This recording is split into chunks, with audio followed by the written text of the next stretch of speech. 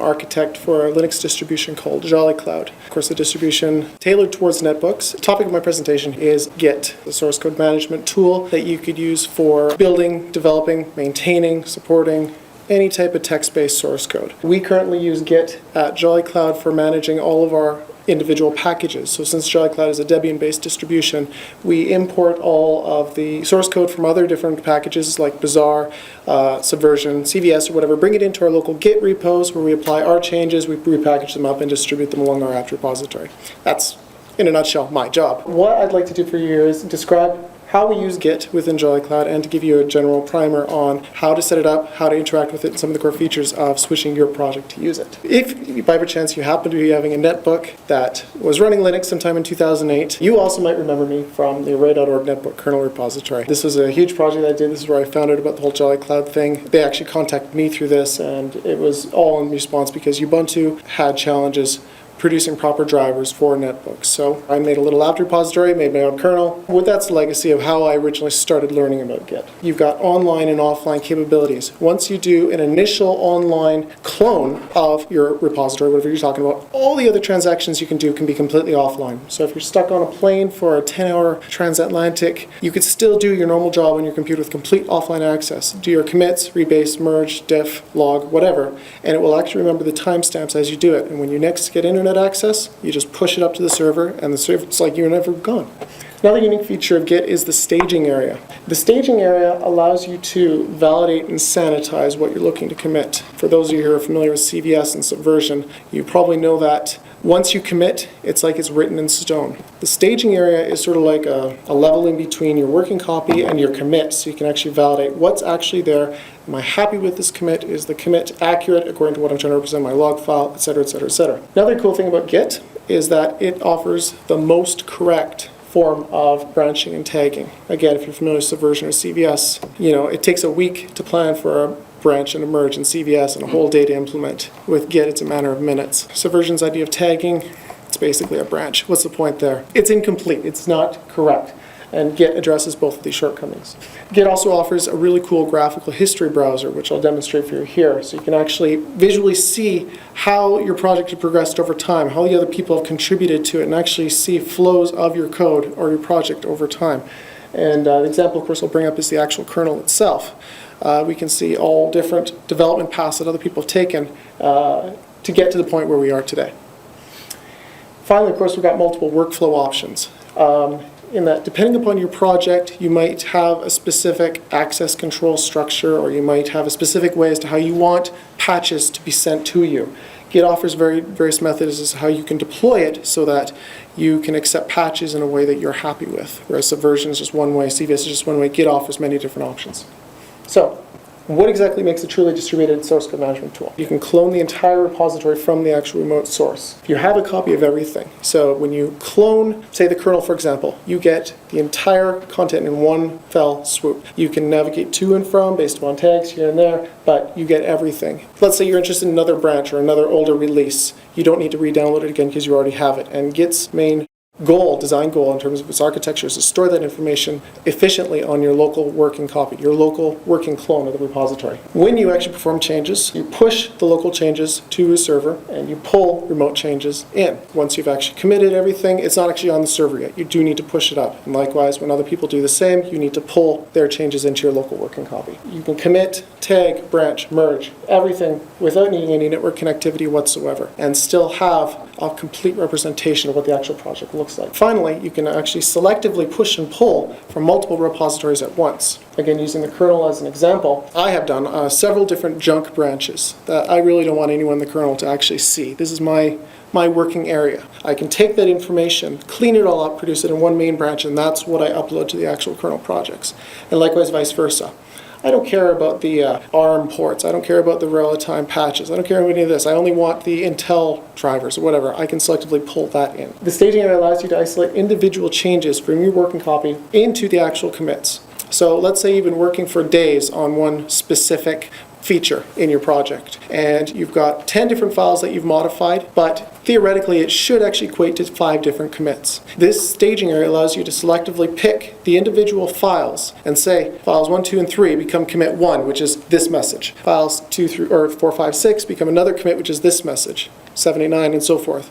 The staging area allows you to logically group changes according to commits based upon your entire working copy modifications. Another cool thing about the staging area, it actually allows you to amend previous commits. Again, something you can't do inside of Subversion or CVS. It's basically written in stone. If you forgot something from your commit, your last commit, go back and change it.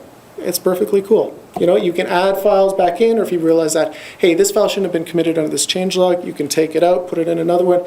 It's completely flexible in that regard. You can even produce a commit, push it to the server, realize, oh shoot, I forgot something, and actually force a revision update for that individual commit and push that over top of what was actually sent up. Whenever anyone new is looking at your project, they don't even see what was there, they just see the latest commit that is exactly how you like it. Git also allows you to stash incomplete changes away. So if you're in the middle of a particular feature and your boss calls you up, says, hey, customer found a bug in this program, you can stash your current changes away, revert to a clean working copy, perform your fix, and then retrieve from that stash the original content. You're creating a temporary branch that exists sort of like in limbo. You're just stashing it away off the side. Finally, of course, the staging area allows you the opportunity to validate and resolve any merge conflicts. You know, merging, if it doesn't apply cleanly, you'll have to apply the conflicts or whatever.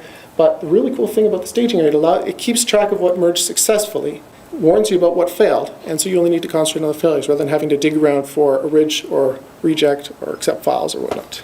So the stashing, does that require any network connectivity? Nope. Everything's local. CVS can tag, but it keeps track of the files on an individual basis. It's not the state of the entire project. Likewise, CVS can branch, but adds 2 digits, 2 major numbers to an individual file number. It seems very incomplete. Good luck if you ever want to actually merge something, because you need to know especially where you forked, where to put it in, where your change started and ended. It's a real manual process. You can make it work, but it's a pain in the ass. Subversion can branch fairly well. Unfortunately, tags are effectively nothing more than branches. It defeats the whole purpose. There's no real differentiation to say that this is a tag, this is a branch. Subversion's way of working around that problem is to literally create a directory structure of tags, branches, and trunk. It seems half-assed. Subversion merges do work, at least the first one does. If you actually try another one, you end up with the exact same problem you had under CVS. And finally, of course, the branch history. Anything you actually did that was merged, in essence, it's all flat now anyway. You can't go back and see a commit or a revision a week ago came from another branch. It was just like it was always there. Git's tags are applied to the individual commits. Git's commits, they're just like a roll of film. One picture, one picture, one picture, one picture. When you tag something, it's at that exact state. It's all the files that have changed, all the changes up to that point of that one state. Sure, you can move the tags around, but you can't just simply change a file and push the tag around. For lack of a better term, tags act like tags. Branches, of course, can also be used in order to branch your commits into an individual topic. And then likewise, when you merge them back in, Git is smart enough to recognize where they forked, so you just need to run a git merge branch name. Make another change, git merge branch name. Make another change, git merge branch name. It's all completely automatic because Git knows where it started and what it's missing. Even if you had manually copied over change from one branch, say the master branch, into your topic branch and continued working a topic branch, when you merge it back, Git would be smart enough to recognize, hey, you've got this code here that already exists in master. There's no point in putting it back. There's no point in conflicting. Everything looks good. This is what the kernel actually looks like as of April 7th. You can see right here the yellow being the actual tags, the green over here being branch names, and the commits working upwards. So this, of course, being upstream 2632.11, latest 2632 kernel. This is actually what Jolly Cloud's kernel looks like right now. I merged in 2632.11, made a couple commits, a new tag, and now my master branch is up here, and they're at the very top of my staging area. The point that my working copy looked like when I screenshot was, I'm 2 commits past my last tag. This was when I actually released the kernel. I got a staging area, so I'm kind of a little bit in between of the middle of a commit, but I can see that all right here in the screenshot here.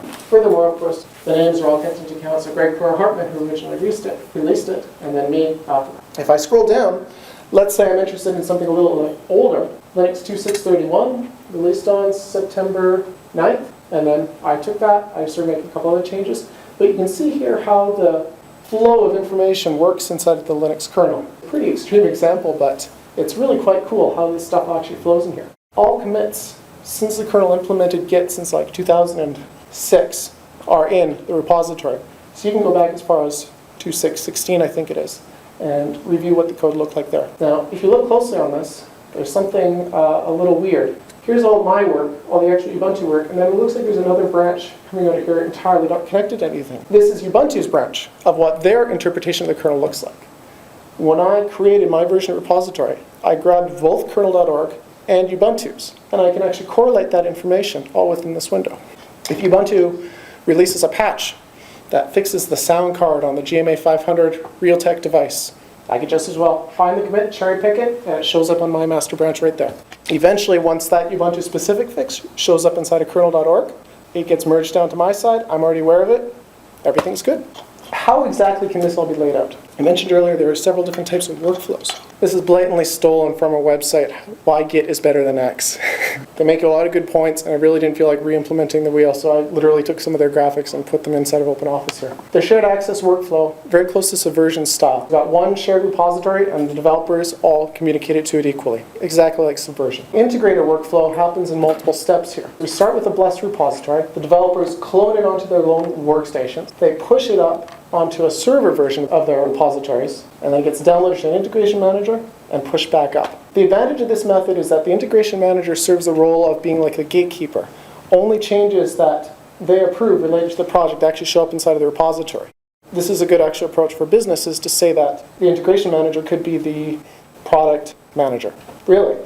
The product manager needs to approve everything going in. If they're not happy with one of the developers' changes, they could just well revert it. The third model here is the dictator workflow. And this, of course, is what the kernel itself actually follows. So we've got the one central bus repository, pushes down to the developers. Developers push the code to, in essence, lieutenants, which are sort of like the integration manager, for lack of a better way of describing it, but they're more so specific on individual areas of the code. For example, we're going to have a lieutenant that manages SCSI code, a lieutenant manages ALSA, another lieutenant that manages USB. Once they approve the code, they push it up to the dictator, Linus Torvalds. He approves it, tags it as 263212, and pushes it to the blessed repository. Now, of course, this is the model that the kernel actually followed prior to ever implementing Git. But this is the template that they used when originally producing it, and this is what they follow today. How does the distributed source code management tool work? You've got a first generation node right there. In other words, the first person to release a program. Second generation, several other different people clone that repository. They might make their own changes, but in essence, the repository as it exists on 1 now exists on 2, so forth down to 3, and likewise down to 4. So in other words, all of these different people have the exact same repository as it existed from their parent node.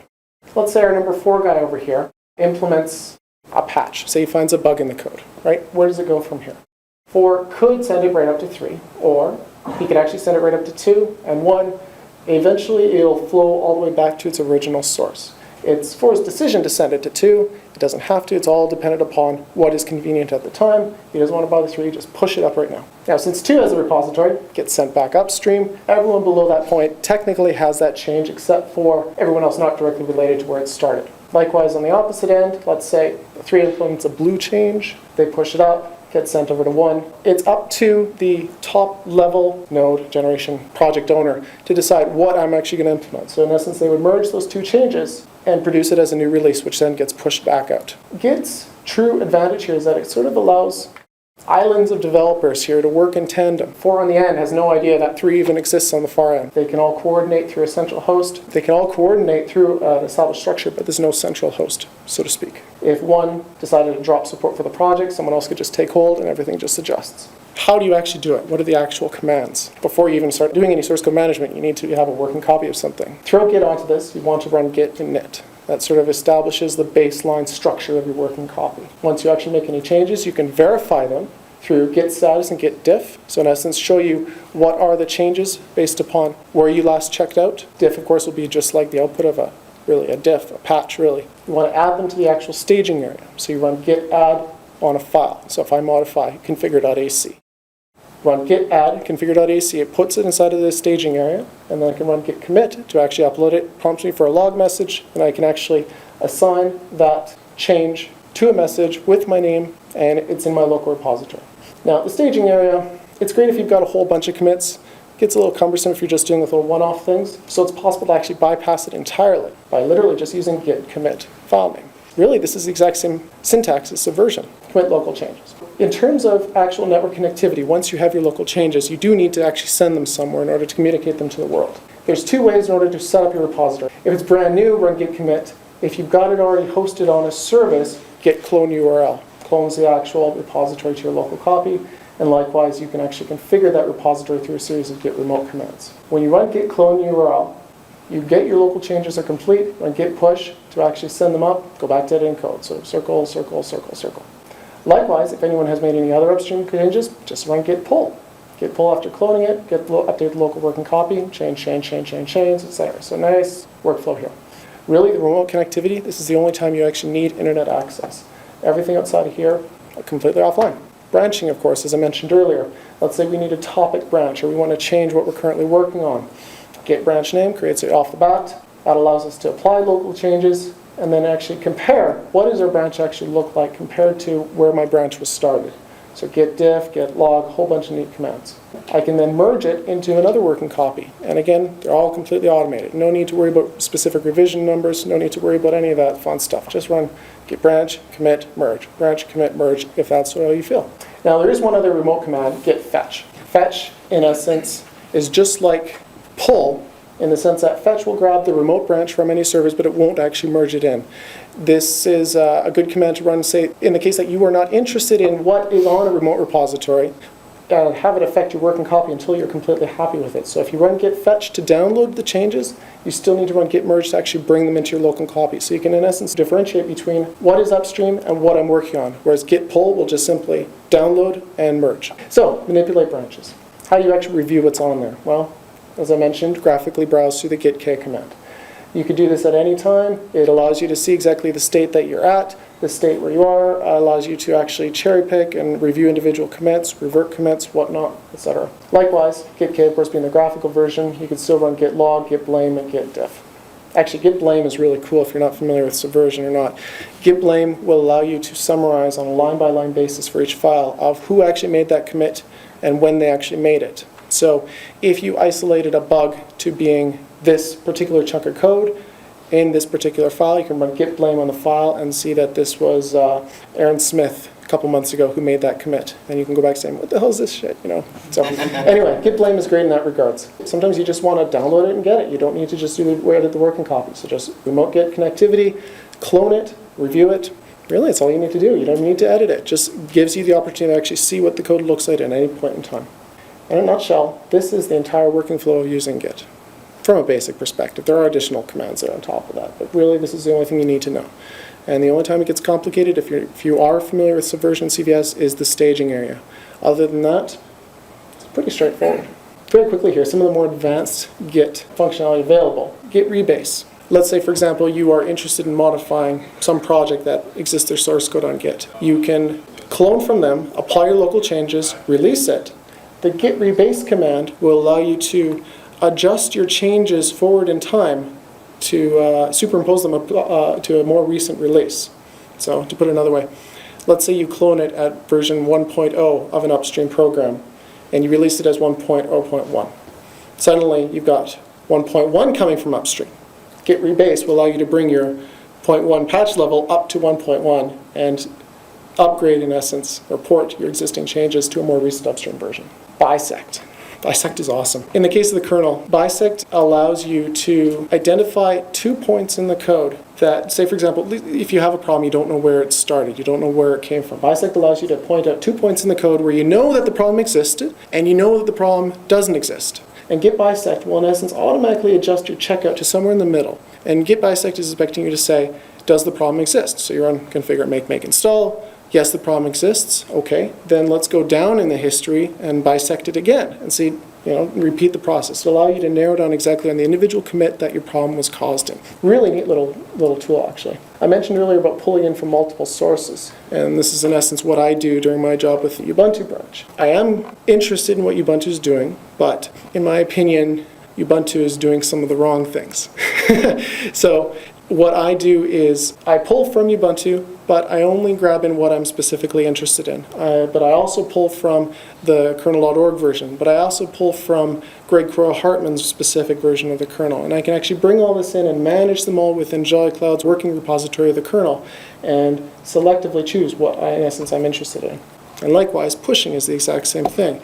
If I have multiple people interested in my code, or if I'm following one of the dictator models, I guess, and I have one commit that affects Lieutenant number 1, another commit affects Lieutenant number 2, I can selectively push the changes to who I know is interested, let them worry about only stuff that they're managing, but my entire change as a whole still exists in the Git infrastructure. Create your own Git server. I've got this under advanced usage because this is probably one of the weakest areas of Git in general.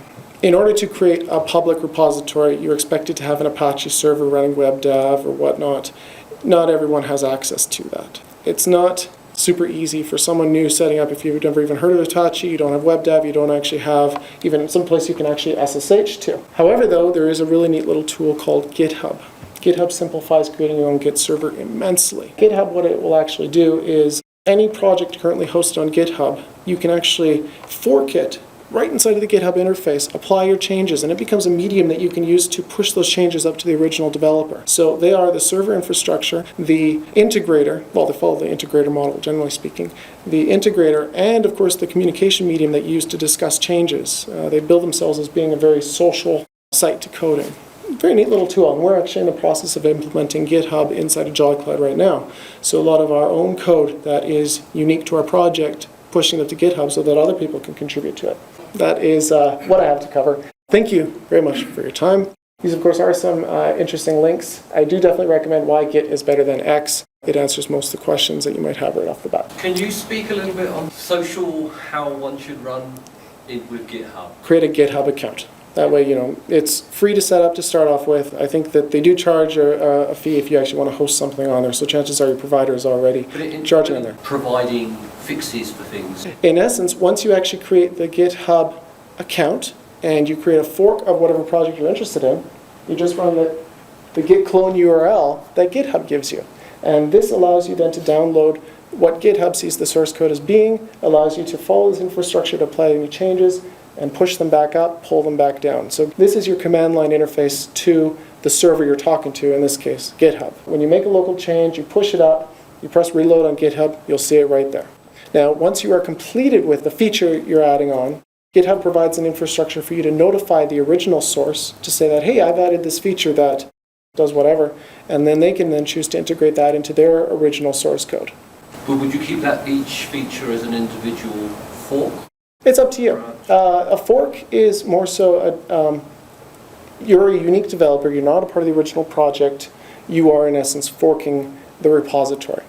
For each unique feature you add on, that would be a part of a unique branch if you wanted to keep it separate, or you can all just tie it under your one master branch because this is unique to you. This is your fork of the project. When you're ready to push it up, the people who run the original site might say, hey, we like your first feature, but we don't like your second one. So in which case, you could theoretically create a branch that has just the first one, keep branching as the second one, and say, okay, go pull branch number 1, and then they'll bring that into their side. And GitHub, again, provides the communication hub for that information. But from the command line perspective, you don't really, when you're actually editing code, you don't need to worry about GitHub at all. Just clone it from the URL GitHub gives you, and just git push and git pull. And in essence, that's all you need to worry about. It's free for open source projects. Yes, I think you're right too. Like jQuery moved over to it. Did some work outside of Jolly Cloud. The Palm OS, WebOS people, not related to Palm themselves, are using GitHub for some of their patches. So that's exactly what I did. I forked their patch repository, applied a couple new patches on my own, pushed it up, and it's in the process of approving. So it's a very convenient way of grouping people together once a project already exists on it. If a project doesn't already exist on there, like the kernel itself, it's not much purpose to using it because the kernel itself already has an existing infrastructure through kernel.org, if that's what you're interested in. How's it different from Bazaar? I guess it depends on who you actually ask. I'm just curious because I'm currently using Bazaar because it was the first distributed version control, and I'm curious to see if it would be worth switching. My understanding of Bazaar, it doesn't actually have the staging area feature. So it's like Subversion but distributed, right? I honestly don't have much experience with Bazaar on the branching merging aspect, but from what I've seen on Ubuntu and Launchpad, the concept does exist. So in other words, if you go to the network manager page on Launchpad, you can download the Bazaar code and the master trunk, right? As far as I'm aware, those are basically the same. With Git, you can create an entire repository and not have to worry about uploading it to any server whatsoever anywhere. Or if you don't have a server, you have some other box in the US, you could just SSH and that becomes your communication medium. My understanding, Bazaar doesn't really have that kind of flexibility to do something as simple as an rsync or an SSH when talking to your server. There's a unique protocol with Bazaar. And again, I could be wrong on this. It doesn't seem as complete. What I've found with Bazaar itself is an individual protocol. Ubuntu has extended upon it to provide their type of unique functionality. Like for example, there's a command in Bazaar that allows you to link directly with Launchpad. Very convenient, I guess, since Launchpad is already Bazaar-centric, but Bazaar itself doesn't actually have this feature. Now, what's actually kind of funny, if you follow Chrome OS or Chromium, Google has done the exact same thing, but with Git. They've actually created their own front end over top of it, just like Ubuntu's done with Launchpad, called repo, I think, simply put. So you can run repo as a front to the different Git commands to, in essence, simplify things, because I think the whole concept of the staging area was a little too inefficient, I guess, for them. So they use repo, which is in front of Git, to actually do the same thing that Launchpad is using on top of Bazaar. The two of them, Bazaar and Git are basically the same, except for that staging area. And once you do get used to it, trust me, it's worth its weight in gold. I mean, even being able to edit a commit you made a month ago, and keep it at that point in time, and still update it. I don't even think you can do that within Bazaar itself, or Subversion, CVS, etc. Definitely take a look at that why Git is better than X, because they do use Bazaar as a use case on there. Is it pretty efficient in managing the size, like in terms of your merges and all that? Let me actually show you Jolly Cloud's Git repository really quick. We've customized about 200 different packages from Ubuntu and made them more netbook friendly, because that's our mandate, of course. We want to produce an OS that will work on almost all netbooks you have. I mean, even today, if you have a Pulsable device, you couldn't even take Ubuntu to that, whereas in Jolly Cloud you can. And we've used Git to modify all these individual packages to apply our mandate to our distribution here. We can actually see over here all the different Git repositories that we've currently implemented, and some of them should actually look fairly familiar. GNOME, glib, GCC defaults, GNOME Power Manager, etc. And from an individual project perspective, an individual project should be an individual repository. Google's done something really different here, which I don't particularly agree with, but it worked well for them. One of Git's advanced features is a submodule. And in essence, it allows you to create a meta distribution and create subdirectories linking to other distributions. So when you download the meta distribution, it grabs everything else in between there. I think it's very similar to Subversion's link, I guess it is, or export. Subversion has a similar functionality too. I forget what it's called. When you get that one meta package, if you're interested in all of Chrome OS, it'll automatically download all the other repositories for all the other packages on their own. You can configure Git in such a way that you've got one meta repository that has everything, and also for your developers who are just interested in one individual component, they can find the autoconf.git and bring in just that one repository. Make a change, push it up, and the next person that downloads the meta package will see the change in the autoconf directory. Well, thank you very much, guys, for